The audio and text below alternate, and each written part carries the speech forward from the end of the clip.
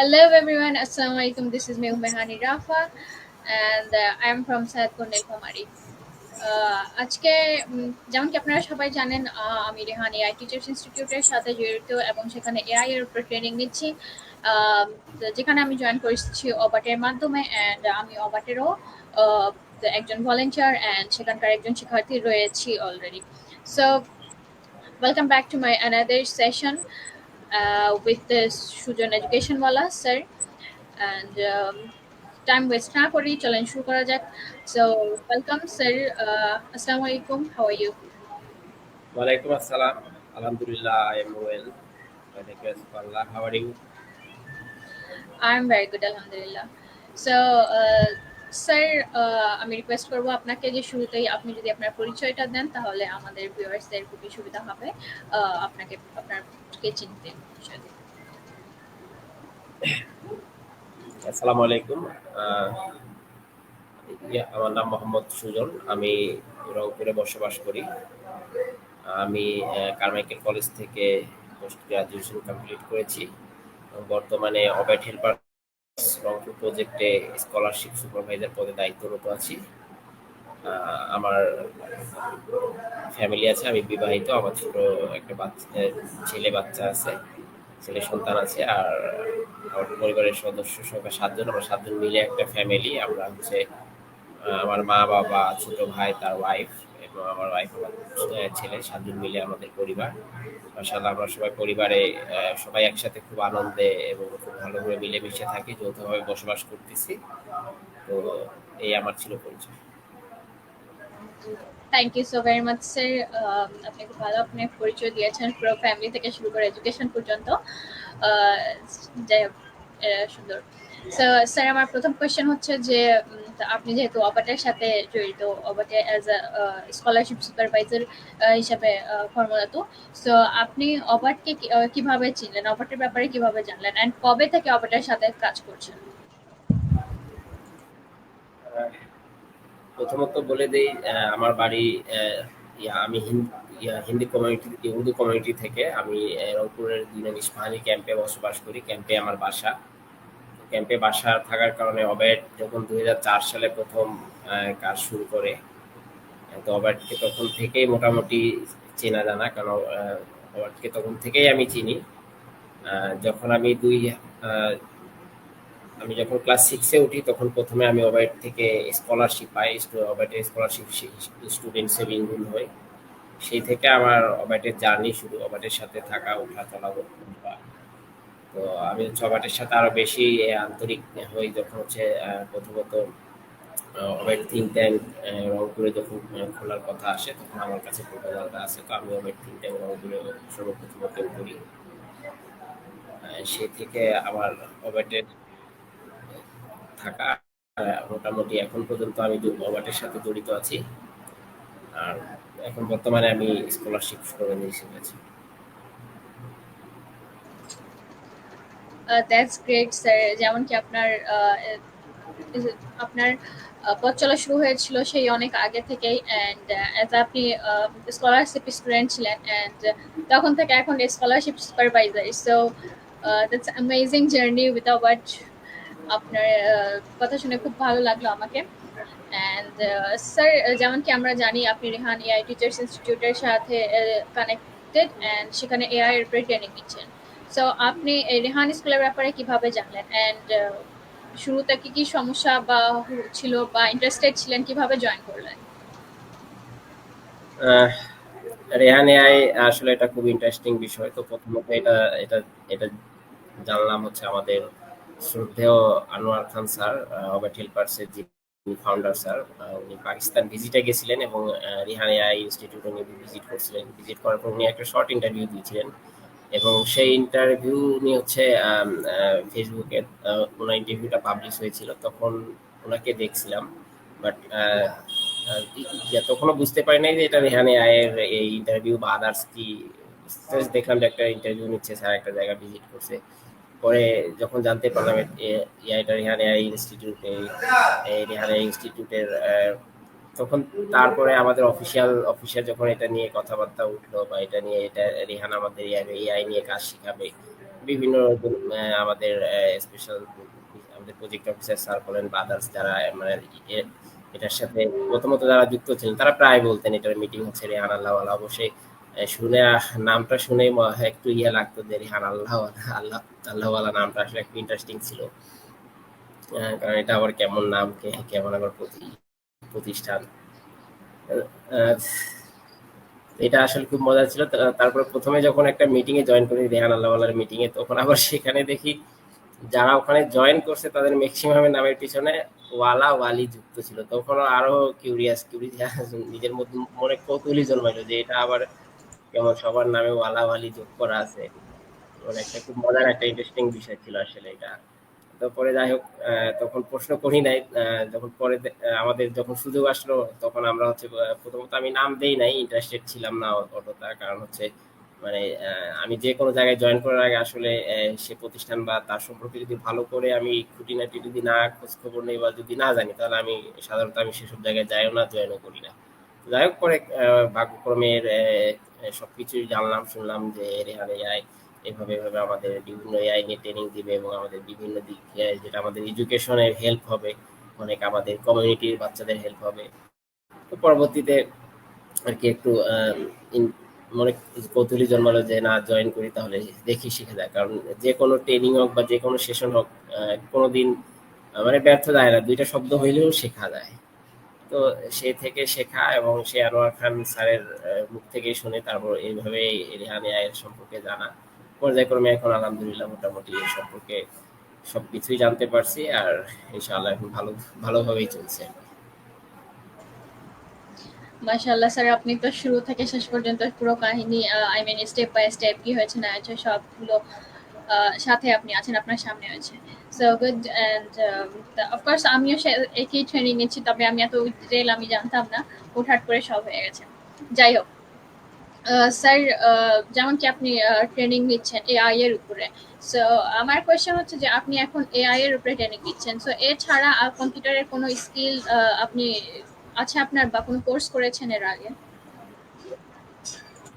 কম্পিউটারের স্কিল হচ্ছে আমি যখন ক্লাস 10 এ এসএসসি পরীক্ষা দেই তখন থেকে আমার কম্পিউটার জগতে পা রাখা। এসএসসি পরীক্ষার পরে সর্বপ্রথম হচ্ছে অবেটেই হচ্ছে 3 মাসের কোর্স করছিলাম এখানে। করার পর এখান থেকে মোটামুটি তখন হচ্ছে অফিস অ্যাপ্লিকেশন এই প্রোগ্রামটা, অফিস অ্যাপ্লিকেশন প্রোগ্রামটা এখানে শেখা হয়েছিল। তারপরে পর্যায়ক্রমে কিছুদিন প্রায় 2-3 মাস পর আবার গ্রাফিক্স কোর্সটাও করেছিলাম। গ্রাফিক্সটা অতটা ভালো করে ইয়ে নাই, কারণ ওটা খুব সচরাচর ব্যবহার করা হয়নি, এই জন্য ওটা মোটামুটি। আম, এছাড়া হচ্ছে আমি যেহেতু আমাদের বাংলাদেশে যখন গভর্নমেন্ট চাকরির ক্ষেত্রে কিন্তু তারা 6 মাসের একটা ট্রেনিং এর সার্টিফিকেট চায়। আর সেটা গভর্নমেন্ট সার্টিফিকেট তারা হচ্ছে উল্লেখ করে দেয় বিভিন্ন চাকরি সার্কুলার গুলোতে উল্লেখ থাকে যে 6 মাসের গভর্নমেন্ট সার্টিফিকেট থাকতে হবে। তো এই সুবাদে আমি আবার পরে আমাদের রংপুরের যুব উন্নয়ন অধিদপ্তরে গিয়ে আমি হচ্ছে যোগাযোগ করে আমি সেখানেও আমি হচ্ছে 6 মাসের কম্পিউটার কোর্স করি। মোটামুটি সেখান থেকে অনেক কিছু শিখতে পারছি। আম, তারপরে মোটামুটি তখন থেকেই আমার কম্পিউটারের সাথে যুক্ত থাকা। এরপরে পাশাপাশি আমি লাস্ট টাইম 2-3 বছর আমি কক্সবাজারে ছিলাম রোহিঙ্গা ক্যাম্পে, এবং সেখানেও আমি ওই টিচ দ্য ওয়ার্ল্ড ফাউন্ডেশনের সাথে কাজ করতাম ডিজিটাল লার্নিং নিয়ে, ডিজিটাল ট্যাবে পড়া। তো সেখান থেকেও মোটামুটি কিছুটা ওই ভিডিও এডিটিং স্কিল শিখছিলাম অ্যাডোব প্রিমিয়াম থেকে, এবং সেখান থেকেও মোটামুটি একটা পুরোটাই মানে কম্পিউটারটা আসলে যেমন আমরা অনেকে শিখে নেওয়ার পর ওর ব্যবহারটা অনেকে আর আসলে করতে পারি না। যে আমরা শিখতেছি আসলে কোথায় কাজে লাগবে, যতক্ষণ পর্যন্ত প্র্যাকটিক্যাল লাইফে যায় না ততক্ষণ পর্যন্ত আসলে গুরুত্বটা বুঝতে পারি না। তো যাই হোক আমি ওখানে কাজ করার সুবাদে গুরুত্বটা বুঝতে পারছি, এবং সেখান থেকেও অনেক কিছু শিখতে পারছি প্র্যাকটিক্যালি কাজ করতে করতে। আলহামদুলিল্লাহ এখন কম্পিউটারে মোটামুটি ভালো একটা স্কিল আছে। Video editing, photo editing, Adobe premium, তারপর হচ্ছে Microsoft Office Word, Excel, Microsoft PowerPoint, এগুলো আল্লাহর রহমতে মোটামুটি ভালো জানি। MashaAllah, sir, great to hear your story about computer courses and learning. So, যেমন কি স্যার আপনি বললেন আপনি রোহিঙ্গা ক্যাম্পে ছিলেন প্রায় 3 বছর, টিচ দ্য ওয়ার্ল্ড ফাউন্ডেশনের সাথে কাজ করেছেন, রাইট? সো আপনি ওখানে আমার অনেক শখ রোহিঙ্গা ক্যাম্পে যাওয়ার, তবে আমার যাওয়া হয়নি। তো আমি আপনার থেকে একটু জানতে চাবো যে সেখানে আপনি কি কি কাজ করতেন, অথবা ওই ক্যাম্পের এক্সপিরিয়েন্স কি আপনার। খুব ভালো প্রশ্ন এটা। তো আমি আসলে সেখানে ৩ বছর থাকায় আমি প্রথমত ওখানে গিয়েছিলাম, আমি অবাটের মাধ্যমে ওখানেও গিয়েছিলাম। আমি রংপুরে যখন অবাট থিঙ্ক ট্যাঙ্কে প্রেসিডেন্ট ছিলাম, প্রেসিডেন্ট থাকা অবস্থায় অবাট থেকে আমাকে সিলেক্ট করা হয়, বা আমাদের প্রেসিডেন্ট স্যারের মাধ্যমে ওখানে যাওয়া থিঙ্ক ট্যাঙ্ক প্রেসিডেন্ট হিসেবে। সেখানে গিয়ে হচ্ছে আম, আহ, প্রথমত ৩ মাস আমি হচ্ছে ডাটা এন্ট্রি অপারেটর হিসেবে কাজ করছি ওখানে ৩ মাস। ৩ মাস ডাটা এন্ট্রি অপারেটর কাজ করার পরে হচ্ছে ফাইনালি যখন একটা প্রজেক্ট আসলো, তখন প্রজেক্টে আমার হচ্ছে টিচার্স ট্রেনারের দায়িত্ব দেওয়া হলো। কারণ হচ্ছে মোটামুটি আমার একটা ভালো এডুকেশনে একটা ভালো অভিজ্ঞতা ছিল, এবং এডুকেশন আলহামদুলিল্লাহ আমি শুরু থেকে এডুকেশনের সাথে কাজ করতেছি, এবং এখনো বিভিন্নভাবে বিভিন্ন কোচিং স্কুলে এডুকেশনের সাথেই জড়িত আছি।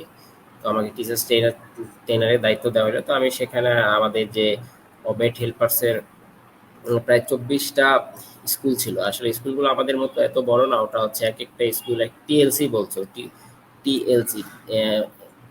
টিএলসি মানে হচ্ছে টেম্পোরারি লার্নিং সেন্টার। টিএলসি গুলো প্রায় ওবাটে ২৪টার মতো টিএলসি ছিল।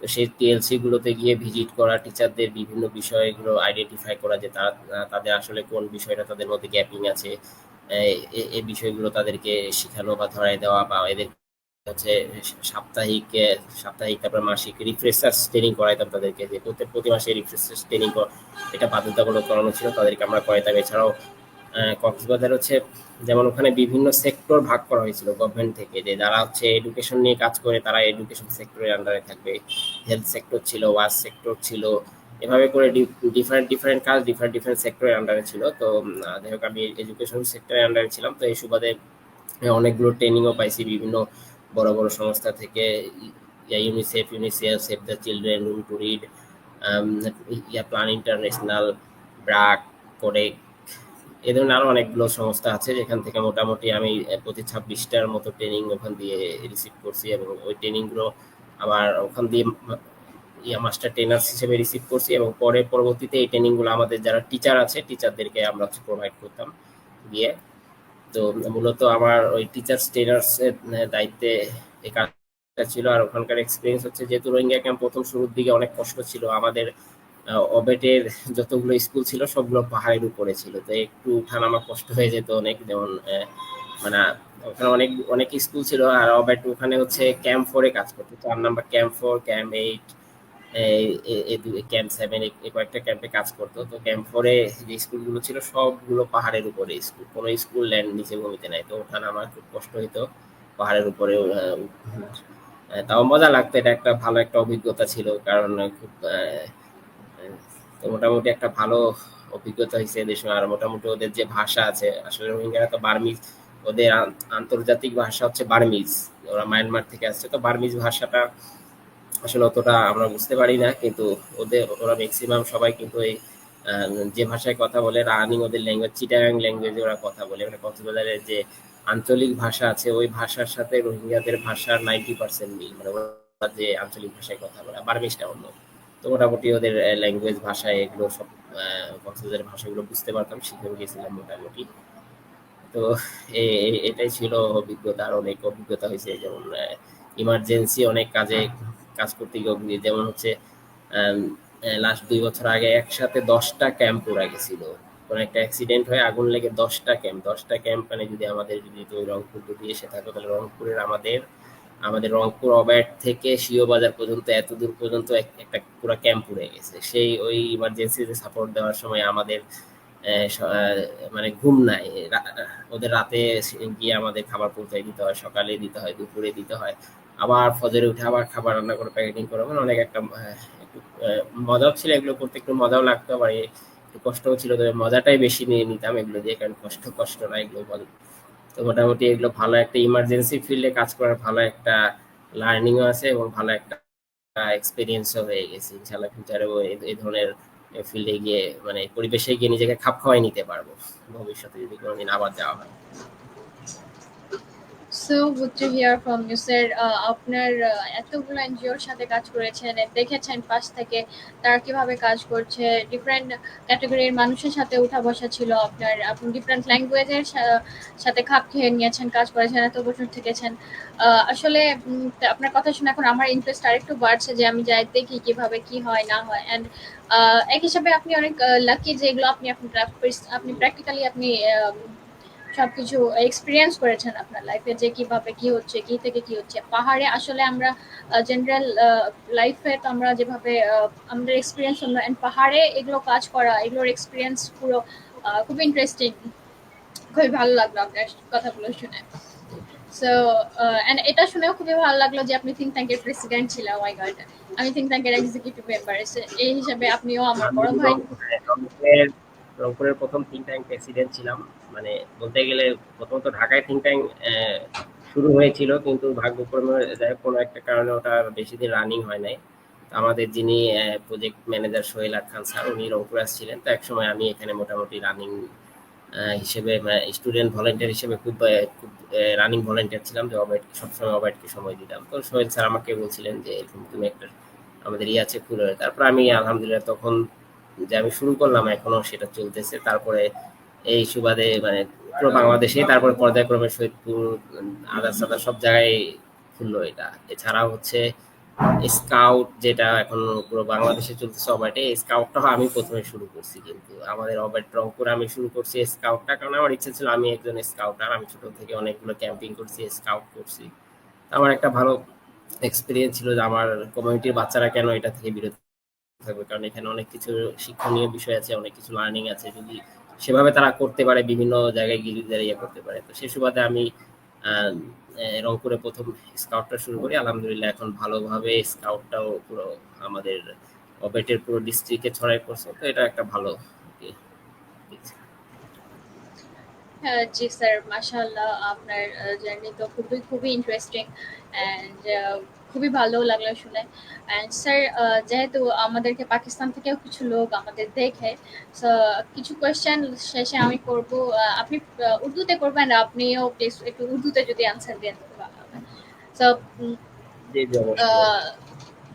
या सो मेरा सवाल ये है कि आपके फैमिली में, एक जॉइंट फैमिली में आप रहते हैं, आप बहुत मेंबर हैं, और इसके साथ साथ आपके ऑफिस में भी बहुत सारे लोग हैं। तो ऐसी कोई तीन शख्सियत के नाम बताएं जो आपकी फेवरेट है, जिन्हें आप फॉलो करते हैं, जो बहुत पसंद है आपको।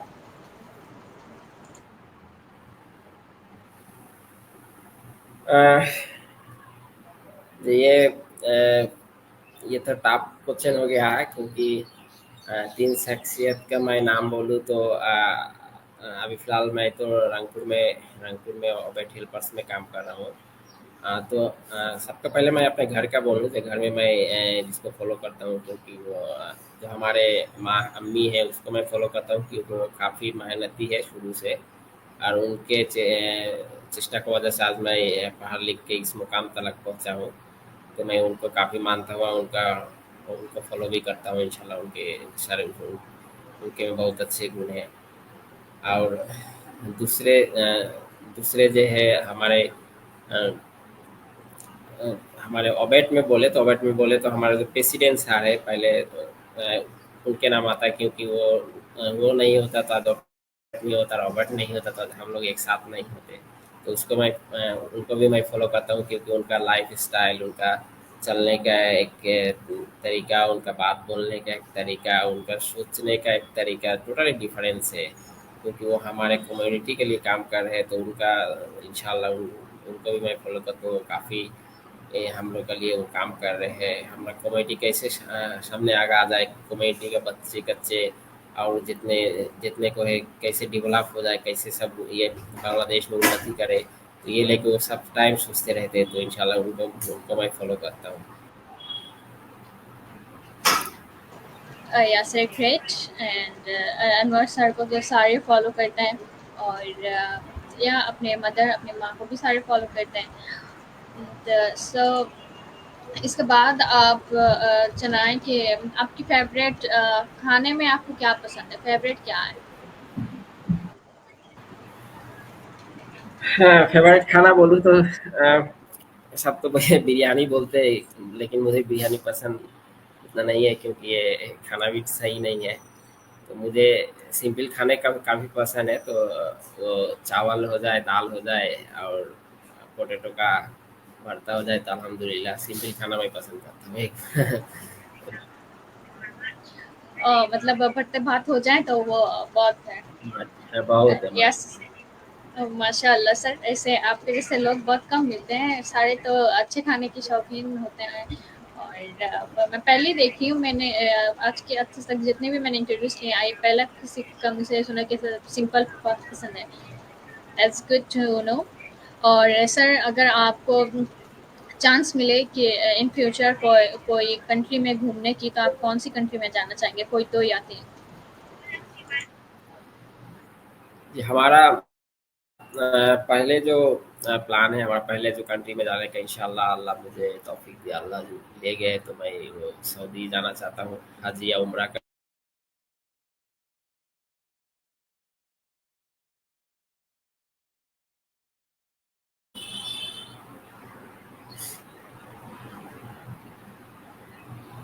और सर सेकंड? जी, हमारा ये था। और सेकंड हो सके तो इंशाल्लाह सेकंड में स्विट्जरलैंड का नाम काफ़ी सुना हो, स्विट्जरलैंड का सीनेरी देखता हो, तो इंशाल्लाह अल्लाह की तौफीक दे तो स्विट्जरलैंड। माशाल्लाह सर, आपके पसंद भी बहुत अच्छे हैं। सर, आखिर में मैं आपसे ये पूछना चाहूँगी कि अगर आप रंगपुर में आप बड़े हुए हैं, रंगपुर में आप रहते हैं, तो रंगपुर की ऐसी कौन सी जगह है जो बहुत खूबसूरत है और जो आपको बहुत पसंद है?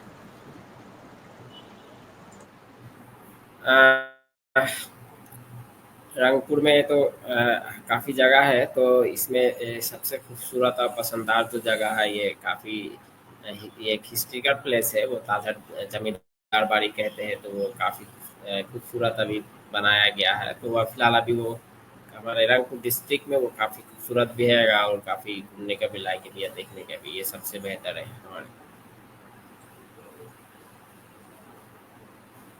यस सर, आपने बिल्कुल सही कहा। मैं भी घूमी हूँ वहाँ पर 2-3 दफ़ा, पर मैं बहुत दिनों से नहीं गई। आई होप मैं भी जाऊँ। और सर, इन द एंड, अगर आप थोड़ी सी कुछ शेयर करते हैं अपने पर्सनल लाइफ की, कि अगर कोई तकलीफ हो, अगर कोई मुसीबत आए, तो उसे किस तरह हैंडल की जाए? किस तरह हैंडल करने से अच्छा हो सकता है सिचुएशन? बेशक, इंसान जो भी इंसान हो, सबका ज़िंदगी में दुःख आए करता है। ये कोई का अभी आए या कोई कल आए या परसों आए, सभी के ज़िंदगी में आता है। तो इंशाल्लाह ये हैंडल करने के लिए जो पहला दरकार है, वो काफ़ी पेशेंट दरकार है। वो काफ़ी पेशेंट धैर्य रहना पड़ेगा, बांग्ला में कहते हैं। पेशेंट दरकार है। तो उसके बाद वो जो मुसीबत आएगा, तो वो मुसीबत को कैसे हल करना है, इसका तरीका खोजना। जी, हमारे एक मुसीबत आया है, तो उसके आगे मैं सबका आगे बोल दूँ, जे कोई भी मुसीबत आए तो सबका पहले 2 रकात नमाज़ पढ़ के अल्लाह के पास आप माँग लिए, सबका पहले। जो भी हो, जो हमारा लाइव देख रहे हैं, आप सबको तो सबसे गुजारिश है, जो आपको कोई मुसीबत आए तो पहले आप 2 रकात नमाज़ पढ़ के आप दुआ कर लें, इंशाल्लाह उसके बाद अल्लाह आपको रास्ता दिखा देगा, जो वो मुसीबत कैसे हल हो सकता है। और नहीं देखा, नहीं नहीं हल हुआ, तो जो जो होता है तो उसमें भी बेशक कुछ भलाई छुपा छुपा रहता है, मैं बोलूँगा। और अपना पेशेंट रखना पड़ेगा, और मुसीबत को कैसे हल करना पड़ेगा, इसका रास्ता ढूंढना पड़ेगा, जो कौन रास्ते में जाने से वो हमारी मुसीबत हल हो सकता है, ये सर्च करना पड़ेगा। तो इंशाल्लाह हो जाएगा। ग्रेट सर, आपने बहुत अच्छा एडवाइस किया। और नेक्स्ट टाइम मैं भी ट्राई करूँगी इंशाल्लाह। और so my dear audience and viewers, ये था आज की मेरी ইন্টারভিউ সেশন। আই হোপ আপনাদের সবাই ভালো লেগেছে। আজকে আমাদের সাথে ছিলেন স্যার সুজন এডুকেশনওয়ালা ফ্রম রংপুর, অ্যান্ড ওনার লাইফের জার্নির ব্যাপারে জানলাম আমরা, every ups and down. And I hope আপনারা কিছু লার্নিং পয়েন্ট পেয়েছেন এখান থেকে। অ্যান্ড যদি আপনাদের মনে হয় যে আমাকে কোনো ইমপ্রুভমেন্ট দরকার স্যারের মধ্যে, অথবা অফকোর্স আমাদের কমেন্ট সেকশনে জানাইয়েন। অ্যান্ড স্যারকে অ্যান্ড অফকোর্স আমাদেরকে ফলো করিয়েন, আমরা ভিডিও বানিয়ে থাকি in any social media. And আমাদের নামের যে নাম শো হচ্ছে সেই নামের সাথে আমাদের অ্যাকাউন্ট রয়েছে। So sir, thank you so much for joining me and give me the time, and to share your thoughts, your ups and downs, your life journey and all. Thank you so much. Thank you so much also to you. Yes sir, Allah Hafiz. Allah Hafiz. Bye-bye.